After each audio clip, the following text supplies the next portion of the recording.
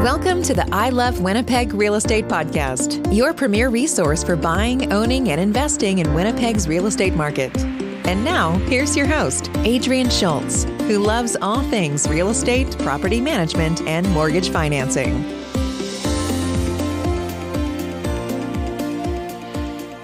In today's episode of the I Love Winnipeg Real Estate Podcast, I want to speak with you about why the property matters in mortgage financing.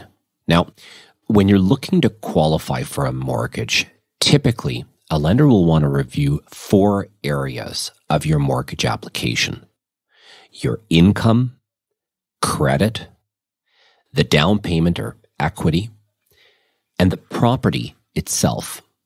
Now, assuming you have a great job, excellent credit, and sufficient money in the bank to qualify for a mortgage, if the property you're looking to purchase isn't in good condition, if you don't have a plan, you might get some pushback from the lender. The property matters to the lender because they hold it as collateral if you default on your mortgage. As such, you can expect that a lender will make every effort to ensure that any property they finance is in good repair.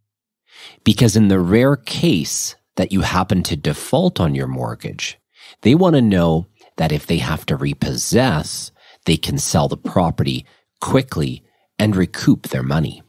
So, when assessing the property as part of any mortgage transaction, an appraisal is always required to establish the value. If your mortgage requires default mortgage insurance through CMHC, Sajan, which was formerly known as Genworth, or Canada Guarantee, they'll likely use an automated system to appraise the property where the assessment happens online. A physical appraisal is required for conventional mortgage applications, which means an appraiser will assess the property on site. So, why is this important to know? Well, because even if you have a great job, excellent credit, and money in the bank, you shouldn't assume that you'll be guaranteed mortgage financing. A pre-approval can only take you so far. Once the mortgage process has started, the lender will always assess the property that you're looking to purchase. Understanding this ahead of time prevents misunderstandings that will bring clarity to the mortgage process.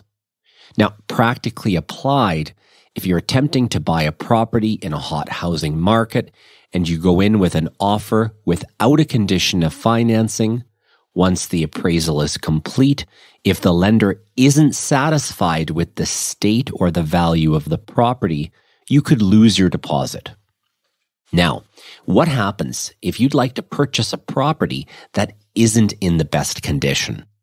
Being proactive includes knowing that there is a purchase plus improvements program that can allow you to buy a property that includes some of the cost of renovations in the mortgage.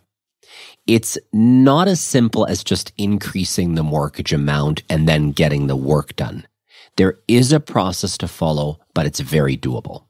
So, if you have any questions about financing your next property or potentially using a purchase plus improvements to buy a property that needs a little work, please connect with me anytime. It would be a pleasure to walk you through the process and to work with you. Thank you. Thanks for listening to the I Love Winnipeg Real Estate Podcast. If you like this episode, please subscribe and give us a rating, which will help us reach more listeners. Until next time, connect with us on social media and online at ilovewinnipegrealestate.ca.